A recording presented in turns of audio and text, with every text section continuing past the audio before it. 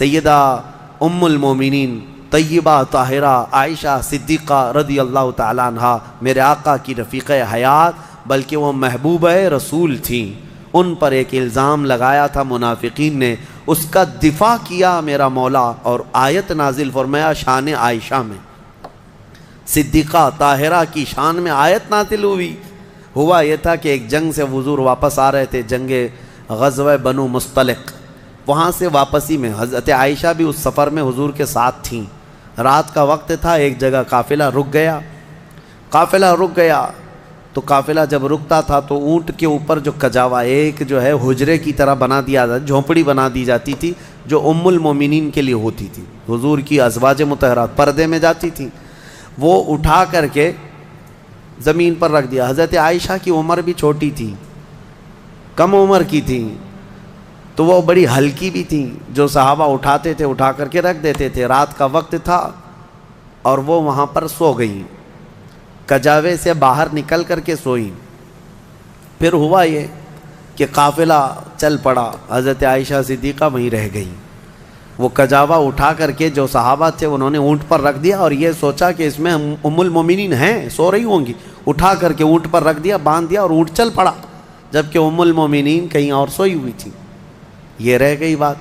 اب قافلہ مدینے کی طرف رواں دواں تھا، پیچھے سے قانون یہ تھا قافلے میں، ایک صحابی بہت پیچھے چلتے تھے کہ قافلے سے چھوٹا ہوا کوئی سامان ہو تو وہ اٹھا کر کے لے کے آ جاتے تھے، کسی کا کچھ بھی رہ جاتا تو وہ حضرت صفوان ایک صحابی تھے، وہ پیچھے چلے آ رہے تھے، انہوں نے دیکھا ام المومنین عائشہ صدیقہ اکیلی تھیں، انہوں نے دیکھتے ہی کہا یہ کیا ہے، انا للہ و انا الیہ راجعون، کیا ہوا ہے؟ انہوں نے اپنا چہرہ پھیر لیا اور ام المومنین نے پردہ کر لیا۔ ام المومنین کہنے لگیں کہ قافلہ چلا گیا اور میں رہ گئی، نیند میں تھی۔ انہوں نے کہا ان کے ساتھ جو اونٹنی تھی اس پر ام المومنین کو سوار کیا اور نکیل پکڑ کر کے چلتے رہے۔ اب جب مدینے آئے تو بدمعاش قسم کے اوباش قسم کے ذلیل منافقین نے ام المومنین پر یہ تہمت لگانا شروع کیا کہ محمد رسول اللہ کی بیوی کسی اور مرد کے ساتھ چلی گئی تھی، نعوذ باللہ۔ حضرت عائشہ ان کے ساتھ چلی گئی تھی، قافلے سے الگ آئی ہیں، یہ بہت بھدا الزام۔ اسی کے متعلق قرآن میں آج ہم نے جو سورہ نور پڑھا ہے نا، اس میں ایک آیت ہے والذین یرمون المحصنات ثم لم یأتوا بأربعة شہداء فاجلدوہم 80 جلدہ۔ اللہ فرماتا ہے جو مومنہ عورتوں پر الزام لگاتے ہیں، تہمت لگاتے ہیں، اور اگر 4 گواہ نہیں لا پائیں گے تو حکم شرع یہ ہے کہ 80 کوڑے مارو ایسے آدمی کو جو تہمت لگایا۔ اور پھر فرمایا کہ زندگی بھر پھر کبھی اس کی گواہی قبول نہیں کی جائے گی، وہ مردود الشہادہ ہے، اس کی کوئی گواہی نہیں قبول کی جائے گی جو تہمت لگاتا ہے۔ اب سنو، جب عائشہ صدیقہ رضی اللہ تعالیٰ عنہ مدینے آ گئیں تو یہ باتیں پھیلنے لگ گئیں اور بہت پھیل گئیں۔ نبی پاک صلی اللہ علیہ وسلم کو بتایا گیا کہ ایسی ایسی باتیں آپ کی زوجہ کے متعلق ہیں۔ حضور پاک صلی اللہ علیہ وسلم حضرت عائشہ کے پاس آئے، پوچھے عائشہ یہ کیا میں سن رہا ہوں؟ حضرت عائشہ صدیقہ رضی اللہ تعالیٰ عنہ رونے لگ گئیں، بڑا پیار کرتے تھے میرے آقا ان سے اور وہ بھی بہت محبت کرتی تھی۔ حضور پاک صلی اللہ علیہ وسلم نے پھر ہوا یہ کہ حضرت عائشہ سے بات کرنا بھی چھوڑ دیا حضور نے، کہ میں اس وقت تک انتظار کروں گا جب اللہ تعالیٰ کا حکم آ جائے۔ اب یہ ام المومنین کے لیے کتنا ڈیفیکلٹ اور کتنا سخت مرحلہ ہوگا کہ کائنات کے آقا و مولا جن کی وہ زوجہ ہیں وہ بات نہیں کر رہے ہیں اور گھر پہ نہیں آ رہی، تو حضرت عائشہ اپنے مائکے چلی گئیں حضرت ابوبکر صدیق کے گھر، تو حضرت ابوبکر صدیق بھی بات نہیں کر رہے ہیں، پتہ نہیں کیا ہوا، لیکن معاملہ کچھ بھی نہیں تھا۔ آج کے منافقین بھی اس واقعے کو اٹھاتے ہیں اور کیا کہتے ہیں رسول اللہ کو علم غیب نہیں تھا، اگر غیب کا علم ہوتا تو اتنے دن تک حضور اپنی بیوی کے متعلق تھوڑی نہ خاموش رہتے۔ اس وقت کے منافق تہمت عائشہ صدیقہ پہ لگا رہے تھے، آج کے منافق جو ہے حضور پاک پر یہ تہمت لگاتے ہیں علم غیب نہیں تھا۔ سنو، میں دونوں مسئلے حل کرتا ہوں، اس کا حل بتاتا ہوں۔ یہ صحابہ کا بڑا امتحان تھا، 1 مہینے تک یہ معاملہ چلتا رہا مدینے میں۔ حضرت عمر فاروق رضی اللہ تعالیٰ عنہ کو حضور نے بلایا، ایک باری باری ہر ایک سے پوچھنے لگے۔ حضرت عمر سے پوچھا تمہارا کیا خیال ہے عائشہ کے بارے میں، یہ جو تہمت لگائی گئی ہے، یہ جو افواہ ہے؟ حضرت عمر نے کیا ایمان کا جواب دیا. کہتے ہیں یا رسول اللہ صلی اللہ علیہ وسلم، رب ذوالجلال آپ کے جسم پر مکھی بیٹھنے نہیں دیتا. اگر عائشہ ناپاک ہوتی تو آپ کے گھر کے لیے کیسے قبول کرتا؟ نکاح تو اللہ نے فرمایا آپ کا، اور کوئی ناپاک عورت آپ کی اہل میں آ کیسے سکتی ہے؟ وہ اہل بیت ہے. یہ حضرت عمر کا جواب تھا. سیدنا عثمان ابن عفان نے بھی ایسا ہی عشق کا جواب دیا. کہا کہ جس کا سایہ زمین پر نہیں پڑتا اس کی بیوی بدکار کیسے ہو سکتی؟ اللہ تبارک و تعالیٰ نے محفوظ رکھا. اب جو خواتین صحابیات تھیں ان کو بھی حضور بلانے لگے، پوچھنے لگے عائشہ کے بارے میں کیا خیال. یہ در حقیقت ہے کہ امتحان چل رہا تھا. وہاں جو منافق تھے وہ تو کہنے لگے، جب منافق کون تھے؟ ظاہر وہ مسلمان ہی تھے، حضور کے پیچھے نماز پڑھتے تھے، بڑی بڑی باتیں کرتے تھے، لیکن اندر کیا تھا وہ کیا ہے؟ جب حضور ان سے پوچھتے آپ کا کیا خیال ہے، آپ کا کیا خیال، کہتے کیا بتائیں، لوگ تو ایسا کہہ رہے ہیں، پتہ نہیں، ہو سکتا ہے بہک گئی ہوں گی، کچھ ہو گیا ہوگا. یہ منافقین کے جوابات تھے. یہ منافقین کے جوابات. ایسے بہت سارے لوگ ہیں، ہم کو تو نہیں معلوم لوگ، لیکن لوگ کہہ رہے ہیں ایسا ہوگا. یہ جلانے والا جواب ہوتا ہے. آج بھی ہوتے ہیں اس طرح کے جوابات، ان کو کانفیڈنس کے ساتھ کہنا نہیں ہوتا ہے. اب جو خواتین تھیں ان سے پوچھا گیا تو وہ تو کہنے لگی یا رسول اللہ صلی اللہ علیہ وسلم، عائشہ اتنی چھوٹی ہے کہ وہ آٹا گوندتے گوندتے سو جاتی ہے، روٹی کب پکتی ہے اسے پتہ نہیں ہوتی. تو یہ اونگ آ گئی ہوگی، سو گئی ہوگی، اور اس کا میلان کبھی کسی مرد کی طرف ہم نے نہیں دیکھا. کھیلنے والی خاتون ہے حضرت عائشہ. نبی پاک صلی اللہ تعالیٰ علیہ وسلم نے یہ سب سے پوچھا. اس کے بعد مہینہ بھر گزرنے کو تھا، آیتیں نازل ہو گئی. سورہ نور میں اللہ تعالیٰ نے پوری برات ظاہر فرمائی. ارشاد فرمایا بے شک وہ لوگ جو الزام لگاتے ہیں بغیر کسی سبب کے وہ بڑے ظالم ہیں. ماں عائشہ صدیقہ کی برات میں جب آیت نازل ہوئی، حضور آئے حضرت عائشہ کے گھر. حضرت ابوبکر صدیق کو بتا دیا تھا کہ آیت عائشہ کی برات میں صفائی میں نازل ہو گئی ہے. تو پھر حضرت ابوبکر بھی دوڑے دوڑے عائشہ صدیقہ کو خبر دینے چلے گئے. اور جب حضرت عائشہ نے یہ خبر سن لی تو اس قدر اس دن خوشیوں سے پھولے نہ سما رہی تھی کہ نبی پاک صلی اللہ تعالیٰ علیہ وسلم جب گئے گھر تو وہ ان کی محبت کا معاملہ تھا. حضور ان سے بات کر رہے تھے تو حضرت عائشہ حضور کے سامنے نہیں آ رہی تھی.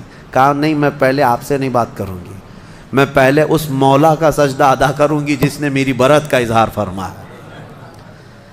حضور پاک صلی اللہ تعالیٰ علیہ وسلم نے یہ نہیں فرمایا، یہ محبت میں انہوں نے کیا تھا، یہ ان کے جذبات تھے. حضور پاک صلی اللہ علیہ وسلم مسکراتے اور فرماتے عائشہ میں تجھے پہچانتا ہوں جب تو خوشی میں ہوتی ہے اور جب تو غصے میں ہوتی ہے، دونوں چیزیں میں پہچان لیتا ہوں. حضرت عائشہ کا معاملہ تھا اسے. تو وہ پوچھتی ہیں آپ کو کیسے پتہ چلتا ہے میں کب غصے میں ہوتی ہوں اور کب خوشی میں؟ تو حضور فرماتے ہیں جب تو خوشی میں ہوتی ہے تو قسم کھاتی ہے نا کسی بھی بات پر، تو کہتی ہیں وہ رب محمد، محمد کے رب کی قسم، ایسا ہی تھا. اور جب غصے میں ہوتی ہے تو کہتی ہے وہ رب ابراہیم، ابراہیم علیہ السلام کے رب کی قسم، ایسا ہی تھا. حضور فرماتے ہیں میں اچھی طرح سے جانتا ہوں کب تمہارا موڈ کیسا ہے. بہرحال ماں عائشہ صدیقہ رضی اللہ تعالی عنہا کے یعنی طہارت پر اللہ تعالیٰ نے آیتیں نازل فرمائی. جو دوسرا مسئلہ ہے وہ میں عرض کیے دیتا ہوں.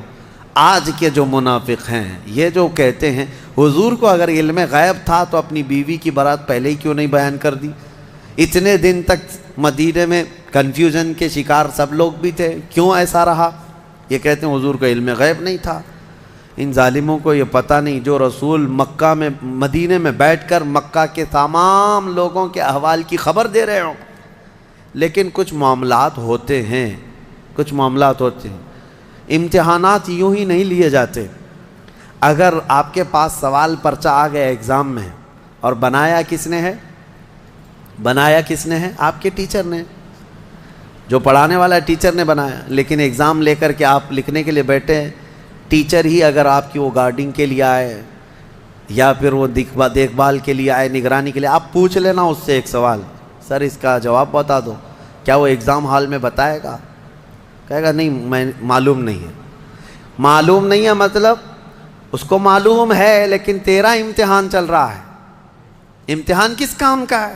بنایا ہے پرچہ اسی نے، امتحان وہی لے رہا ہے، لیکن وہ کچھ سوالات کے جوابات نہیں دیتا تو اس کا مطلب یہ نہیں ہے کہ اس کو علم نہیں ہے، علم ہے لیکن تیرا امتحان چل رہا ہے۔ آپ کو پتہ ہے ایسا معاملہ ابھی سورہ یوسف میں گزر چکا۔ حضرت یوسف علیہ السلام نے کیا کیا تھا؟ یوسف علیہ السلام کے جب بھائی آئے تھے غلہ لینے کے لیے، ان کے چھوٹے بھائی بنیامین، ان کے تھیلے میں انہوں نے کھٹوری ڈال دی تھی، پتہ ہے نا؟ اور اس کے بعد کیا کیا؟ اعلان کروا دیا شاہی خزانے کی کھٹوری چوری ہو گئی، ڈھونڈو کس کے اس میں ہے، ڈھونڈو۔ حضرت یوسف علیہ السلام نے اعلان کروا دیا تھا اور سب کے غلے ڈھونڈتے جائے، وہ 10 بھائیوں کی بھی تلاش کر رہے تھے۔ قرآن میں یہ بھی ہے فَبَدَأَ بِأَوْعِيَتِهِمْ، ان کے سب تھیلیوں کو ٹٹولا گیا۔ حضرت یوسف علیہ السلام خود ہی ٹٹول رہے تھے، کس کو؟ 10 بھائیوں کے تھیلوں کو ٹٹول کر کے دیکھ رہے تھے، اس میں ہے، اس میں ہے، اور ڈالا کس کے تھیلے میں تھا؟ چھوٹے بھائی کے تھیلے میں ڈالا تھا۔ یہ 10 کو کیوں ٹٹول رہے تھے؟ کیا یہ بھی تم الزام لگاؤ گے کہ یوسف علیہ السلام کو معلوم نہیں تھا کون سے تھیلے میں؟ معلوم سب تھا۔ وہاں ایک مصلحت تھی کہ اللہ نے حضرت یوسف کو ایسا کرنے کا حکم دیا تھا۔ قرآن میں اللہ فرمایا کذالک کدنا لیوسف، ہم نے یوسف کو اس طرح کی ہدایت دی تھی کہ وہ ایسا کریں۔ تو وہاں حضرت یوسف علیہ السلام کے بارے میں یہ مانتے ہو اللہ نے ان کو ایسا کرنے کا حکم دیا تھا، تو پھر یہ غزوہ بنی مستلق کے بعد والے واقعے میں، ام المومنین کے واقعے میں یہ کیوں نہیں تسلیم کرتے کہ میرے آقا کو 1 مہینے تک اللہ نے خود ہی یہ فرمایا تھا کہ محبوب آپ کے سارے آس پاس آنے والوں کا امتحان ہو جائے، جو ایمان والا ہو ان حالات میں بھی میرے مصطفیٰ کی بڑائی بیان کرے گا، اور جو منافق ہے وہ چن چن کر کے برائیاں پیدا کرنے کی کوشش کرے گا۔ بہرحال ایسے حالات میں ایمان پتہ چل جاتا ہے۔ اللہ ہمیں ہر مصیبت کے وقت میرے آقا کے قدموں میں گردن نچھاور کرنے کی توفیق عطا فرمائے۔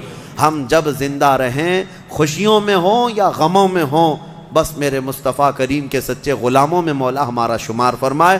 میں یہی عرض کرتا ہوں، ہر تکلیف، ہر ستم گوارا ہے، یا رسول اللہ بس تم کہہ دو کہ تو ہمارا۔ یوں فرماتا ہے قد افلح المؤمنون، تحقیق کے بے شک ایمان والے کامیاب ہو گئے۔ اللہ فرما رہا ہے ایمان والے مومنون کامیاب ہیں۔ یہ پاسٹ کا صیغہ یہاں پر استعمال کیا گیا، ماضی کا صیغہ۔ قد افلح المؤمنون، مومنین کامیاب ہو چکے، ہوں گے نہیں، ہو چکے۔ اصل مسئلہ یہ ہے کہ ایمان جسے مل گیا وہ سب سے بڑی کامیابی ملی ہے، اسی لیے کہ اسی پر نجات ہے اور اسی پر جنت بھی ہے۔ لیکن اللہ تعالیٰ نے پھر آگے بیان فرمایا کون سے مومنین کامیاب ہیں۔ صرف مومنین کامیاب ہیں تو لوگ ہم سے یہ سوال کرنے لگ جاتے ہیں کامیابی کا کیا مطلب ہے؟ آج تو ہم در در کی ٹھوکریں کھا رہے ہیں، ہمارے پاس تو کچھ نہیں ہے۔ لیکن اللہ تعالیٰ نے اس کے آگے مومنین کی صفات بیان فرمائی۔ کون سے مومنین کامیاب ہیں؟ الذین هم فی صلاتہم خاشعون، وہ مومن کامیاب ہیں جو اپنی نمازوں میں گڑ گڑاتے ہیں، اللہ کو یاد کرتے ہیں، یعنی خشوع کے ساتھ، دل کے حضوری کے ساتھ جو نماز پڑھتے ہیں۔ پہلی بات تو نماز ہی نہیں پڑھتے، دل کی حضوری بات کی بات ہے۔ جن مومنین کی کامیابی کے متعلق اللہ تعالیٰ نے فرمایا ہے وہ دل کی حضوری کے ساتھ نماز ادا کرنے والے ہیں، نمازوں میں گڑ گڑانے والے ہیں۔ والذین هم عن اللغو معرضون، اور وہ مومنین کامیاب ہیں جو فحش چیزوں سے محفوظ رہتے ہیں، فحش بدکاریوں سے، نہ وہ بری بات بولتے ہیں نہ برے کام کرتے ہیں، ان کی کامیابی کی اللہ ضمانت دے رہا ہے۔ اور جو چوری میں، ڈکیتی میں، زنا میں ملوث ہیں، ان کا کیا اس سے تعلق ہے کامیابی سے؟ والذین هم للزکاة فاعلون، اور جو زکوٰۃ مکمل طور پر دیتے ہیں وہ مومنین کامیاب ہیں۔ 5ویں نمبر پہ والذین هم لفروجہم حافظون، اور وہ مومنین کامیاب ہیں جو اپنی شرمگاہوں کی حفاظت کرتے ہیں۔ اللہ تبارک و تعالیٰ نے یہاں پر جن مومنین کی کیٹیگری بیان کی ہے اس میں اگر ہم فٹ بیٹھتے ہیں تو پھر سوال بھی کریں آپ کہ ہماری کامیابی کہاں ہے، اور نہیں ہے تو پھر اس کی اصلاح کریں۔ نمازوں میں کہیں کمی ہوگی، یا لغویات میں ہوں گے، یا زکوٰۃ میں کم ہوں گے، یا پھر جو ہے اپنی حفاظت میں کمی ہوگی، کہیں نہ کہیں کوئی کمی ہوگی، ورنہ رب تبارک و تعالیٰ کا وعدہ برحق ہے کہ اللہ تعالیٰ نے جب قرآن میں کوئی چیز فرمایا کہ وہ کامیاب ہے تو کامیاب ہو کے رہے گا۔ اللہ کریم ہمیں ان اعلیٰ صفات والے مومنین میں شامل فرمائے۔ سورۃ المؤمنون میں اللہ تعالیٰ نے اور بھی دیگر ہمارے لیے احکام بیان فرمائے ہیں۔ اس میں اخیر میں اللہ تبارک و تعالیٰ اس کی آخری جو آیتیں ہیں وہ بڑی ہی ہمارے لیے درس والی ہیں اور ایک جھنجھوڑنے والی آیتیں۔ اللہ فرماتا ہے افحسبتم انما خلقناکم عبثا وانکم الینا لا ترجعون، کیا تم یہ سوچ کر کے بیٹھے ہو کہ تم کو ہم نے بیکار میں پیدا کیا اور تم ہماری طرف نہیں لوٹائے جاؤ گے؟ یہ اللہ تعالیٰ کا سوال ہے۔ تم یہ سوچ کر کے بیٹھے ہو کہ تم کو ایسی فالتو پیدا کیا گیا، بیکار میں پیدا کیا گیا؟ نہیں، تمہارا ایک بہت بڑا مقصد ہے پیدا کرنے کا۔ اللہ تعالیٰ نے ایک مچھر بھی دنیا میں بغیر کسی مقصد کے نہیں پیدا کیا، ہر ایک کی ایک غرض ہے۔ ہمیں بھی جو پیدا کیا گیا ہماری ایک غرض ہے، وہ کیا ہے؟ اللہ نے خود قرآن میں فرمایا وَمَا خَلَقْتُ الْجِنَّ وَالْإِنسَ إِلَّا لِيَعْبُدُونَ، میں نے جنات اور انسانوں کو صرف اس لیے پیدا کیا کہ وہ میری عبادت کریں۔ اللہ کی عبادت کرنا یہ انسان کی تخلیق کا مقصد ہے، اور جو انسان اپنے اصلی مقصد کو بھول گیا پھر وہ انسانیت سے بھی ہٹ گیا ہے، انسانیت سے بھی ہٹ گیا ہے۔ ایک عجیب و غریب بات ہے، جس نے پیدا کیا تمہیں اس کو انسان نہیں پہچان پا رہا آج، اور اسی کی عبادت نہ کر پا رہا ہو، تو پھر اب کس کا ہو سکتا ہے؟ یہ کس کا ہو سکتا ہے؟ اسی لیے شیخ سعدی رحمۃ اللہ تعالیٰ علیہ سے منسوب ایک بات ہے، آپ نے فرمایا جو نمازیں نہیں پڑھتا، جو اللہ کی عبادت نہیں کرتا، اس کو قرضہ بھی مت دو، قرض بھی مت دو۔ کہا کیوں؟ قرض سے اس کا کیا تعلق؟ کہا جو اللہ کا قرض نہیں ادا کر رہا وہ تمہارا کیا ادا کرے گا؟ قرض نہیں بلکہ اللہ کا فرض ہے۔ جو اللہ کا فرض نہیں ادا کر پا رہا ہو جبکہ وہ اس کا خالق ہے، تمہارے سے کیا تعلق ہے انسانوں کا؟ زیادہ سے زیادہ چند دنوں تک دوستی ہو سکتی ہے، یا رشتے بھی ہیں تو سانس تک، اس کے بعد کہاں تعلق ہے تمہارے؟ قیامت کے دن تو ماں بیٹے کو نہیں پہچانتی، بیٹا باپ کو نہیں پہچانتا، لیکن بندے اور خالق کا رشتہ تو ہمیشہ سے ہے اور ہمیشہ رہنے والا ہے۔ تم جب نہیں پیدا ہوئے تھے تب بھی تمہارا خالق اللہ ہی ہے، یعنی تمہیں نطفے سے لے کر کے یہاں تک لایا، یہاں بھی تمہارا خالق وہی ہے۔ قیامت کے دن جب وہ تمہیں دوبارہ اٹھائے گا تب بھی وہ تمہارا خالق ہے۔ خالق کا بندے سے رشتہ کبھی ختم نہیں ہوا۔ تو جو بندہ اپنے خالق کے ساتھ مکمل نہیں ہو سکا تو پھر وہ دوسرے کے ساتھ کیسے ہو سکتا ہے؟ دوسرے کے ساتھ اس کے کیا سلوک ہو سکتے ہیں؟ اسی لیے قرآن میں اللہ فرما رہا ہے کیا تم یہ سوچ کر کے بیٹھے ہو کہ ہم نے تمہیں خالی پیدا کیا ہے، اور کیا تم نہیں لوٹائے جاؤ گے ہماری طرف؟ لائے جاؤ گے، ہر ایک لوٹائے جائے گا، ہر ایک۔ ابھی چند دنوں پہلے کی ایک بات ہے، ایک چھوٹا سا رسالہ، ایک لٹریچر جو گوتم بدھ کی عبادت کرتے ہیں ان لوگوں کی طرف سے تھا کہ دنیا کا ایک بہت اعلیٰ ذہن کا انسان تھا، اس نے بہترین تعلیمات دی تھی، تو اس پر کسی نے، ایک مسلمان نے نقطہ لگایا تھا اور ان سے بحث ہو رہی تھی جو بدھسٹ ہیں۔ وہ یہی کہہ رہے تھے کہ آپ بدھا کی جو عبادت کرتے ہیں کیوں کرتے ہیں؟ کہا کہ وہ مہان آدمی ہے، مہان انسان ہے، مہان آدمی تھا، بڑے اچھے اخلاق تھے، بڑی اچھی تعلیمات دنیا کو دی۔ تو پھر پوچھنے والے نے پوچھا کہ وہ کہاں ہیں؟ کہا وہ تو چلے گئے۔ کب؟ کہا برسوں ہو گئے، 2500 سال پہلے تو انتقال ہو گیا، مر گئے۔ کہا آئے تھے اور چلے گئے۔ تو پوچھنے والے نے پوچھا تو یہ تو بڑے کمال کی بات نہیں، پھر ان کو لایا کون تھا اور واپس دنیا سے لے کے کون گیا؟ اگر وہ سب سے مہان ہے تو آج ہوتا اور ہم بھی اس کے پیچھے چلتے۔ کہا کہ اب وہ پیدا ہوا اور پھر دنیا سے چلا گیا، ہم یہ پوچھ رہے ہیں کون ان کو دنیا میں لایا تھا اور کون دنیا سے لے کے گیا؟ وہ بیچارہ خاموش ہو گیا۔ اس نے کہا کوئی تو طاقت ہوگی۔ کہا وہی طاقت ہر ایک کو موت کے بعد لوٹائے گی۔ دنیا کا چاہے سب سے بڑی طاقت کا انسان بھی کیوں نہ ہو، اسے موت ہے اور وہ اللہ کی بارگاہ میں لوٹایا جائے گا۔ اسی کو اللہ تعالیٰ فرماتا ہے تم کیا سوچ کر کے بیٹھے ہو کہ تم ہماری طرف نہیں لوٹائے جاؤ گے؟ تم سب کو اللہ کی طرف لوٹ کر کے جانا ہے۔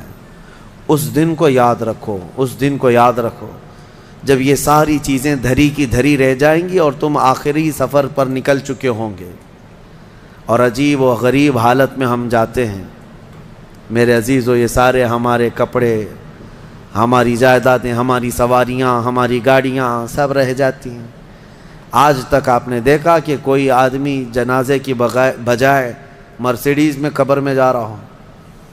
نہیں، وہ بھی 4 کندھوں پر بوجھ بن کر کے ہی جا رہا ہے۔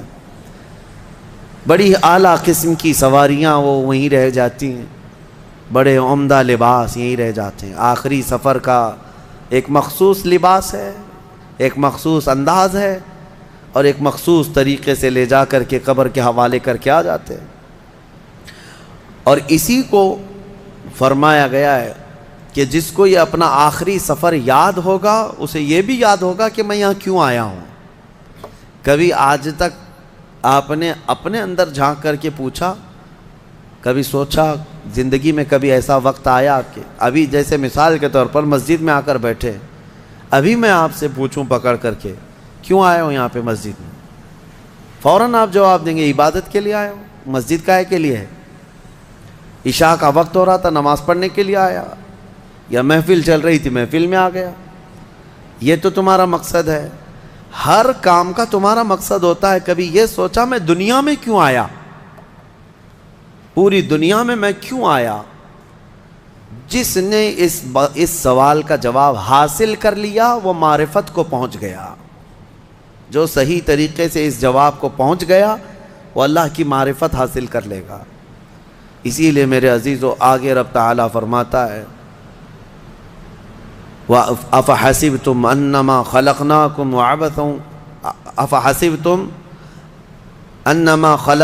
عَبَثًا وَأَنَّكُمْ إِلَيْنَا لَا تُرْجَعُونَ۔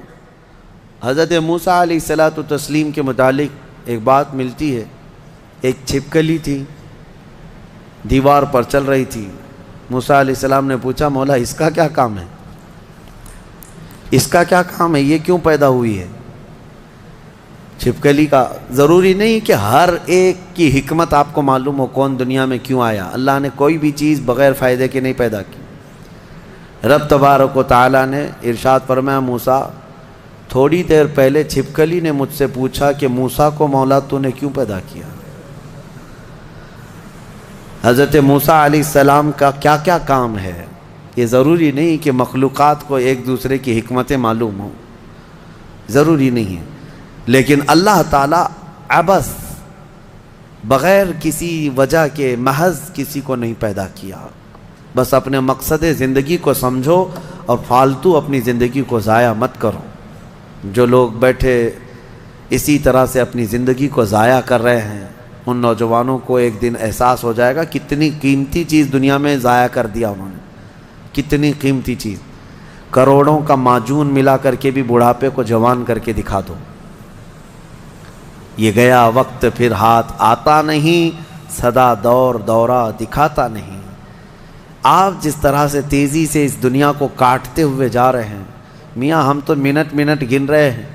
آج دیکھیں ہم 15 تراویح پڑھ چکے ہیں الحمدللہ، ابھی تو ہم چاند کے انتظار میں تھے۔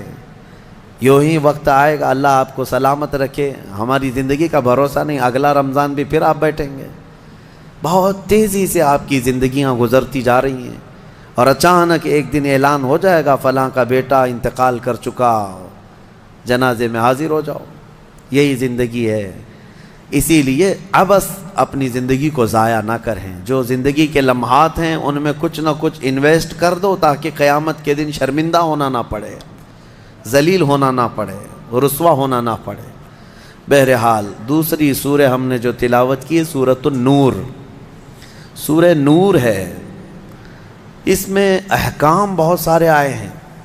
اس کی شروعات جو ہے وہی بہت ایک سخت ترین گناہ اسلام میں اس کی مذمت میں آئی، زنا۔ اللہ نے قرآن میں جگہ جگہ فرمایا وَلَا تَقْرَبُوا الزِّنَا إِنَّهُ كَانَ فَاحِشَةً وَسَاءَ سَبِيلًا، زنا کے قریب بھی مت جانا۔ اللہ فرماتا بے شک وہ سب سے بری چیز ہے اور سب سے برا راستہ ہے۔ نبی کریم صلی اللہ علیہ وسلم نے فرمایا کہ جب مومن کوئی مسلمان زنا کر رہا ہو تو ایمان کی حالت میں وہ زنا کر ہی نہیں سکتا۔ یہ بات یاد رکھ لو آپ، ایمان کی حالت میں کوئی زنا نہیں کر سکتا۔ فرمایا گیا جب زنا کر رہا ہو تو اس کا ایمان اٹھا لیا جاتا ہے، ایمان اس کے ساتھ نہیں ہوتا، ایمان اٹھا لیا جاتا ہے۔ ایمان اور زنا جمع ہو ہی نہیں سکتے ایک انسان کے اندر۔ یہ بہت سخت وعید ہے میرے آقا صلی اللہ علیہ وسلم کی حدیث پاک میں۔ ایمان کی حالت میں زنا نہیں ہوتا، اور جب زنا کر رہا ہوتا ہے تو ایمان نکال لیا جاتا ہے، وہ معلق ہوتا ہے، آسمانوں پر لٹکا ہوتا ہے۔ وہ زنا کے حالت میں اس کے ساتھ ایمان نہیں ہوتا۔ اب جو آیتیں آئی ہیں اللہ فرماتا ہے الزانیۃ والزانی فاجلدوا کل واحد منہما 100 جلدہ، زنا کرنے والے مرد اور زنا کرنے والی عورت کو 100 کوڑے مارو۔ یہ ان کے لیے ہے جو غیر شادی شدہ ہے، اور جو شادی شدہ ہیں ان کے لیے رجم ہے۔ رجم کا مطلب ہے پتھروں سے اتنا مارو کہ وہ ختم ہو جائے، ان کی موت تک انہیں سنگسار کرنا ہوگا۔ یہ اتنی ہیبت ناک سزا ہے دنیا میں کہ دیکھو تو رونگٹے کانپ جائیں آپ کے، لیکن لوگوں کو ایسا لگتا ہے کہ ایسی اتنی بڑی سخت سزا کیوں ہے؟ میرے عزیزو، یہ ایک ناسور ہے، ایک کینسر ہے معاشرے کا، ایک کینسر ہے۔ جب کیمو کرتا ہے ڈاکٹر تو بہت سخت تکلیف ہوتی ہے، کیمو تھراپی آسان نہیں ہے، پورے جسم کے بال جل جاتے ہیں، خون میں پتہ نہیں کیا سے کیا ہو جاتا ہے۔ کیوں؟ ایک پھوڑی کہیں پر کینسر کی آئی ہوتی ہے، اس کو ختم کرنے کے لیے پتہ نہیں 10 12 کیمو دیے جاتے ہیں۔ زنا جو ہے پورے معاشرے کا ناسور ہے، کینسر ہے، اور اگر اس پھوڑی کو نہیں ختم کیا گیا تو ہر ایک کے ہاں یہی چیز، یہی پھوڑی ہوگی، یہ وائرس کی طرح پھیلے گا۔ اور اسلام نے یہ سب سے بڑی سزا رکھی ہے زنا میں، سب سے بڑی سزا ہے۔ آج دنیا یہ مطالبہ کر رہی ہے کہ ریپسٹ کو اسلامی سزا دی جائے۔ کیوں؟ ان کی بیٹیوں کا جب ریپ ہو جائے تو وہ چلاتے ہیں۔ اسلام وہ ہے جو ہر ایک کی بیٹی کو بیٹی کا ہی درجہ دیتا ہے، ایک عظیم خاتون کا ہی درجہ دیتا ہے۔ زنا چاہے بالجبر ہو بالرضا ہو، دونوں زنا ہے، یعنی زور زبردستی کیا ہوا زنا ہی ہے، خوشی سے کیا ہوا اور بڑا گناہ ہے، اور بڑا گناہ ہے، اس میں اور زیادہ ہلاکت ہے۔ اس کے متعلق حدیث پاک میں ہے زانی کے لیے 15 عذابات ہیں، 15 عذاب ہیں۔ 5 دنیا میں دیے جائیں گے، 5 قبر میں دیے جائیں گے، اور 5 قیامت کے دن دیے جائیں گے۔ یہ 15 عذابات وہ جھیلتا رہے گا زانی، 5 دنیا میں، 5 قبر میں، اور 5 قیامت کے دن۔ جو سب سے بڑا عذاب ہے اس کے لیے، میں نے جو سمجھا، یہ 15 کی میں اگر تفصیل بیان کروں تو بہت لمبا ٹائم جائے گا۔ یہ 15 عذابات کیا کیا ہیں؟ دنیا میں جیسے اس کے رزق کی برکت ختم ہوگی، اس کے چہرے کی رونق اٹھا لی جائے گی، اور جو 5 عذابات اس کے دنیا میں ہونے والے ہیں، اس طرح سے 15 عذابات میں جو سب سے بڑا عذاب میں نے جو سمجھا وہ یہ ہے کہ قیامت کے دن رب تعالیٰ اس کی طرف نظر بھی نہیں فرمائے گا۔ یہ سب سے بڑا عذاب نہیں ہے تو اور کیا ہے؟ اور نبی پاک صلی اللہ تعالیٰ علیہ وسلم کی بہت ساری حدیثیں ہیں کہ اللہ تعالیٰ اس کو نہ عرش کا سایہ عطا فرمائے گا اور نہ اس کی طرف نظر فرمائے گا، بلکہ یہ فرمایا کہ جنت 500 سال کی مسافت سے اس کی خوشبو آ رہی ہوگی، لیکن زانی وہ خوشبو بھی نہیں سونگھ سکے گا۔ بڑی سخت سزا ہے۔ اور میرے عزیزو، اس سورے میں اللہ تعالیٰ نے کئی مرتبہ یہ زانیوں کا ذکر فرمایا، الزانیۃ والزانی فجلدوا کل واحد منہما 100 جلدہ، 100 کوڑے مارو، ولا تأخذکم بہما رأفۃ فی دین اللہ، اور اللہ کے دین میں کوئی ہمدردی مت لینا، یہ بھی حکم ہے۔ کسی کے ساتھ نرمی مت کرنا، ایسے اگر کسی کے ساتھ ہو گیا ہے تو ان کنتم تؤمنون باللہ والیوم الاخر، اللہ فرما رہا ہے اگر تم اللہ اور آخرت پر ایمان رکھتے ہو تو ذرا برابر بھی نرمی نہ لینا اس پر۔ وہ اور دوسرا ایک اور سخت حکم یہ ہے، وَلْيَشْهَدْ عَذَابَهُمَا طَائِفَةٌ مِّنَ الْمُؤْمِنِينَ، زانی اور زانیہ کو چپکے سے کہیں سزا مت دے دینا، بلکہ اللہ فرما رہا ہے ان دونوں کے عذاب پر پورے مومنوں کو گواہ بناؤ، سب کے سامنے ان کی سزا ہو۔ آپ کو پتہ ہے نبی پاک صلی اللہ تعالیٰ علیہ وسلم کے صحابہ میں حضرت ماعز اسلمی کا نام ملتا ہے، ایک صحابی تھے۔ یہ ایک دن روتے ہوئے بارگاہ رسالت میں آپ صلی اللہ علیہ وسلم میں آئے، کہا آقا مجھ سے گناہ ہو گیا ہے۔ حضور نے فرمایا کیا ہوا؟ کہا کہ میں بتا نہیں سکتا۔ حضور نے پھر پوچھا بتاؤ تو صحیح کیا ہوا ہے؟ کہا بولتا ہوں تو منہ کو کلیجہ آ جاتا ہے، کلیجہ منہ کو آ جائے اس طرح کی چیز ہے میں نہیں کہہ سکتا۔ حضور نے فرمایا بتاؤ ماعز تمہارے لیے ہم ذریعے حل تلاش کر کے بتا دیں؟ انہوں نے کہا یا رسول اللہ مجھ سے زنا ہو گیا ہے۔ اتنا کہنا تھا نبی پاک صلی اللہ علیہ وسلم نے اپنا چہرہ پھیر لیا، صحابی ہیں حضور کے، خطا ہو گئی میرے آقا لیکن آیا ہوں آپ کے دربار میں۔ جب حضور نے اپنا چہرہ پھیر لیا اب بچا کیا تھا؟ اب وہ رونے گڑ گڑانے لگے، قدموں میں گر گئے، اتنا روتے رہے اتنا روتے رہے۔ اسی کو شاید امام اہل سنت فاضل بریلوی نے ترجمانی میں اشعار میں یوں کہا ہے، یا رسول اللہ تجھ سے جو منہ چھپاؤں تو کروں کس کے سامنے، کیا اور کسی سے توقع نظر کی ہے؟ بد ہیں تو آپ کے، بھلے ہیں تو آپ کے، ٹکڑوں پہ یہیں کے پلے ہیں، رخ کدھر کریں؟ نبی پاک صلی اللہ تعالیٰ علیہ وسلم نے پھر ان کو اٹھایا اور پوچھا بتاؤ ہوش میں ہو، ہوش و حواس میں کہہ رہے ہو؟ حضور نے جب پوچھا کہا ہاں میں ہوش و حواس میں کہہ رہا ہوں۔ کہا تمہیں کوئی بیماری، کوئی غشی، کوئی نشہ تو نہیں؟ کہا نہیں میں ہوش و حواس میں کہہ رہا ہوں۔ 3 مرتبہ جب پوچھا تو انہوں نے اقرار کیا۔ صحابہ سے میرے آقا نے فرمایا دیکھو ماعز اقراری مجرم ہے، اسلام میں سزا ہے، یہ شادی شدہ ہے، لے جاؤ اس کو سنسار کر دو، سنسار کرو۔ خود میرے آقا صلی اللہ علیہ وسلم سزا میں تو نہیں گئے، صحابہ کے حوالے کر دیا۔ اب وہ مدینے میں ایک پہاڑی ہے جبل انم، وہاں پر لے جایا گیا اور پہاڑ کے اوپر سے ماعز اسلمی کو ڈھکیل دیا گیا۔ وہ لڑکتے ہوئے نیچے آئے، تھوڑا سا بہت اونچی پہاڑی نہیں ہے، وہ چھوٹی پہاڑی ہے۔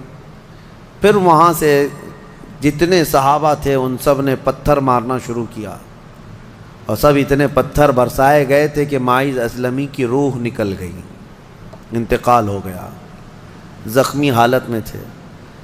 جب واپس آئے میرے آقا صلی اللہ علیہ وسلم غمگین تھے۔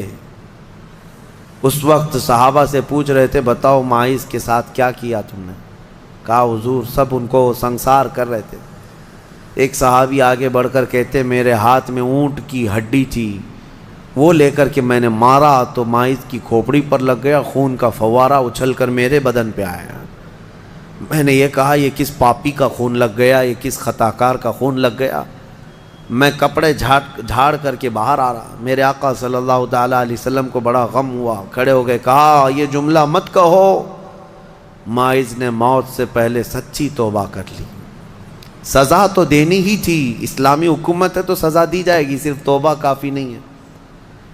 توبہ کر لی لیکن اب اس کے لیے برا جملہ مت کہو، میرے آقا نے فرمایا اللہ تعالیٰ نے ماعز کی سچی توبہ کی وجہ سے جبرائیل کو بھیجا اور یہ فرمایا یا رسول اللہ آپ کے غلام نے ایسی توبہ کی ہے کہ اس کی توبہ کے عوض اللہ نے پورے مدینے والوں کی گناہ معاف فرمایا، سب کی توبہ کے برابر فرما دیا۔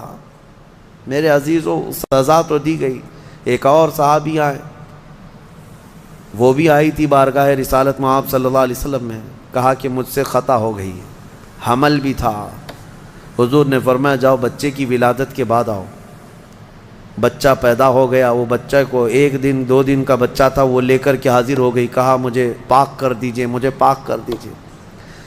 ان صحابہ کو یہ ڈر تھا کہ قیامت کی سزا بہت سخت ہے، دنیا ہی میں لے لو بہتر ہے، بہت عظیم ہے سزا جو قیامت کے متعلق فرمایا گیا۔ وہاں تو ہلکی سزا یہ ہے زنا پر کہ فرشتے لوہے کی سلاخ جو ہوتے ہیں وہ گرما کر کے ان کی شرمگاہوں پر مار رہے ہوں گے، اور ان کی شرمگاہوں سے جو پیپ نکل رہا ہوگا محشر کے دن، فرمایا کہ ان کی بدبو سے پورے محشر والے کانپ رہے ہوں گے۔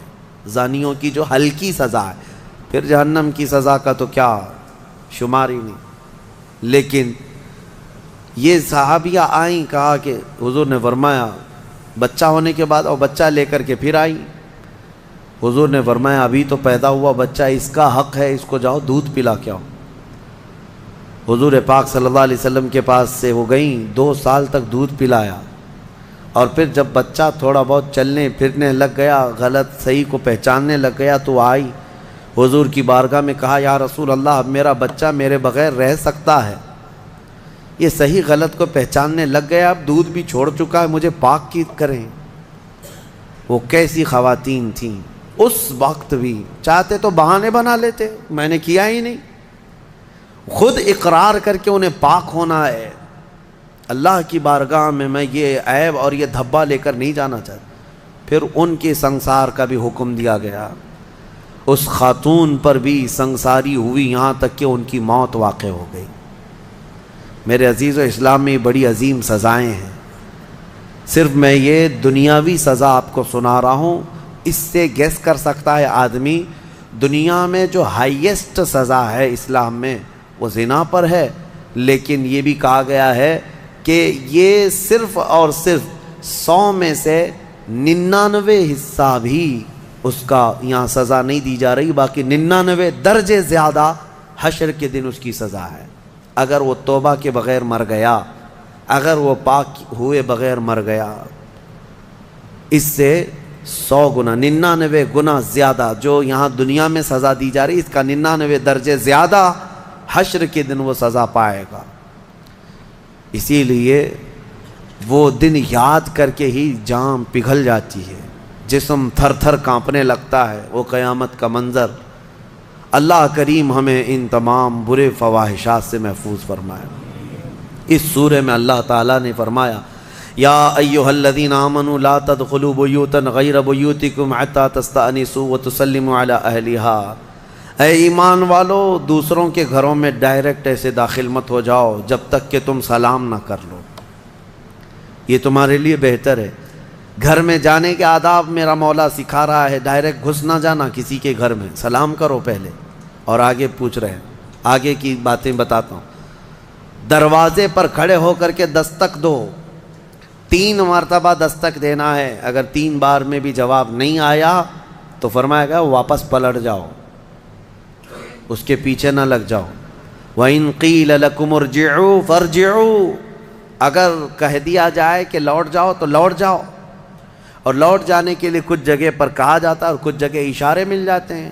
جواب نہیں آ رہا ہے گھر کے اندر سے تو وہاں سے نکل جانا چاہیے۔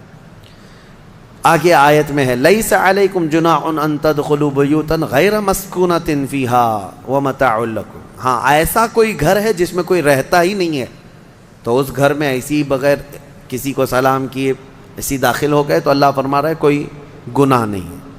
تمہارا سامان رکھا ہوا ہے کسی گھر میں لیکن رہنے والے کوئی نہیں ہے، یہاں پر یہ احکام متفرع ہوتے ہیں۔ تمہارا ہی گھر ہے، تم نے کسی کو کرائے سے دے رکھا ہے، تب بھی تمہیں اس گھر میں جانے کی اجازت نہیں جب تک کہ کرایہ دار رہ رہے ہیں۔ باہر سے سلام کرو، اور سلام کرنے کے اہل نہیں ہیں تو دستک دو، ضروری نہیں ہے کہ صرف سلام کے ذریعے ہی سے لوگوں کو پہچانا جائے. سلام کے اگر اہل نہیں ہیں وہ لوگ جو رہ رہے ہیں تو دستک دو، اس لیے کہ کون کس حالت میں بیٹھا ہوا ہے یا بیٹھی ہوئے تمہیں اندازہ نہیں.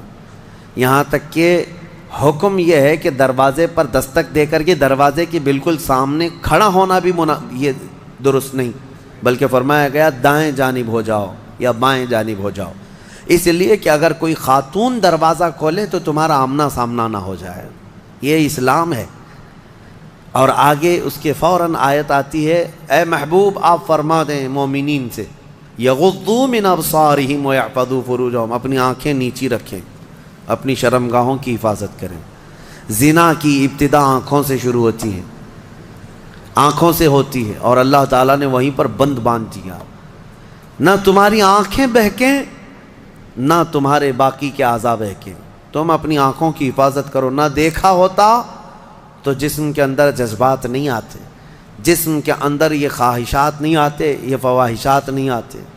اسی لیے فرمایا گیا النظرۃ سہم من سہام الشیطان، نظر جو ہے شیطان کے تیروں میں سے ایک تیر ہے، چاہے عورت تمہیں دیکھ رہی ہو یا تم عورت کو دیکھ رہے ہو.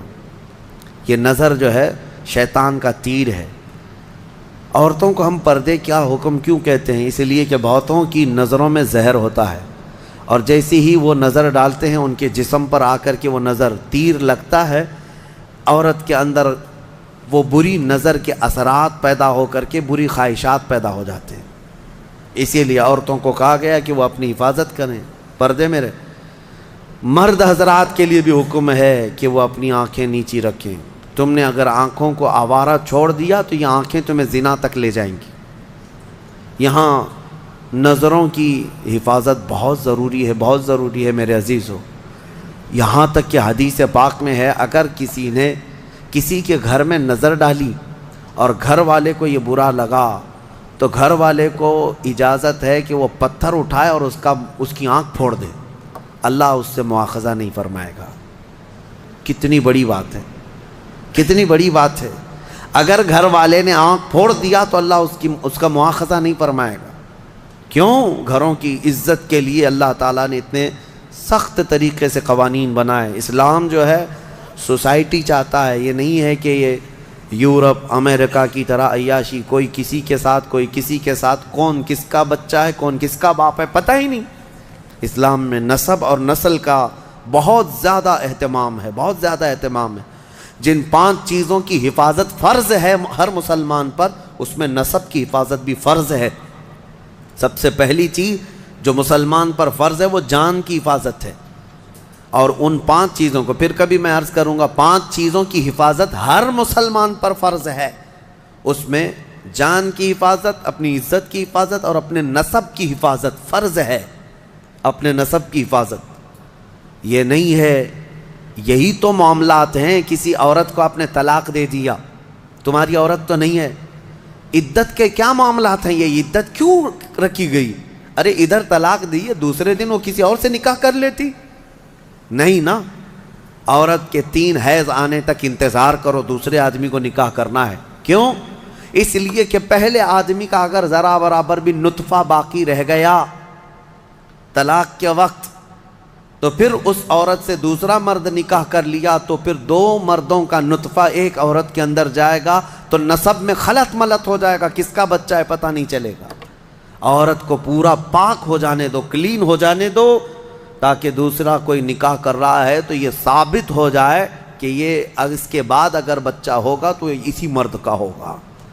سائنس بھی اس بات کو تسلیم کرتی ہے کہ اگر پہلے مرد کا کوئی نطفہ یا کوئی ذرہ بھی باقی رہ گیا ہے تو عورت کو اگر 3 حیض کنٹینیو آ گئے ہیں تو سمجھ لو کہ اس کے اندر کوئی نطفہ باقی نہیں رہا، صاف ہو چکی عورت. اور اگر نطفہ ہوتا تو حیض نہیں آتے، حمل قرار پاتا، حمل ٹھہر جاتا، حیض نہیں آتا حمل کے دنوں میں. یہ اسلام ہے جو نسب کی حفاظت کر رہا ہے. اسی لیے نظروں کی حفاظت کرو اور اپنی شرمگاہوں کی حفاظت کرو.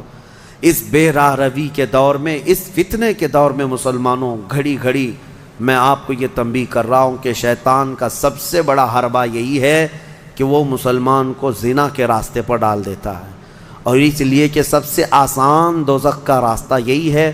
ہر مرد اور ہر عورت کے اندر خواہشات ہیں، ہر مرد ہر عورت کے اندر نفس ہے، اور وہ اس کام میں آسانی سے آ جاتا ہے. میں سمجھتا ہوں پوری دنیا میں الحمدللہ سب سے زیادہ زنا پر کنٹرول اگر کوئی کرتا ہے تو میرے مصطفیٰ کا غلام ہی ہو سکتا ہے مسلمانوں کے اندر الحمدللہ. ہاں جو بے راہ رو ہو چکے ہیں، جو بھٹک چکے ہیں راستہ، اور جن کو اپنے نبی پاک سے کوئی واسطہ ہی نہیں، میرا ان سے کوئی کلام بھی نہیں، میرا ان سے کوئی خطاب بھی نہیں، میں سمجھتا ہوں دنیا میں ارے وہ کرسچین جو میری کی قسم کھاتے ہیں اور پتہ نہیں کرسمس میں کتنی میریوں کی عزت لوٹ لیتے ہیں.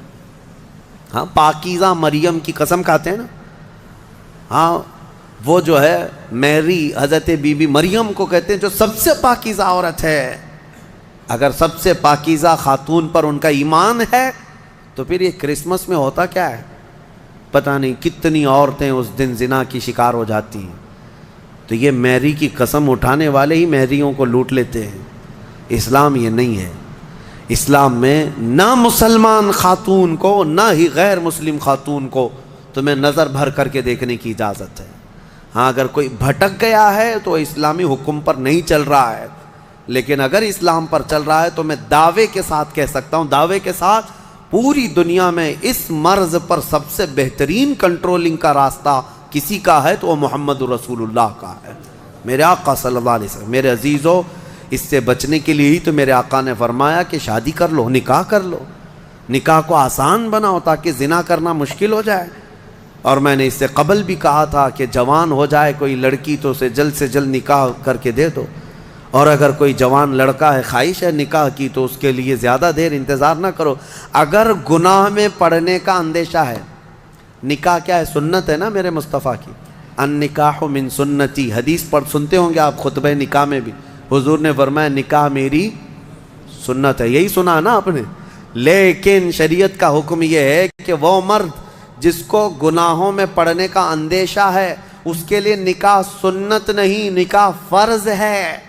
اب جتنی تاخیر کرے گا اتنا اس پر گناہ بڑھتا جائے گا.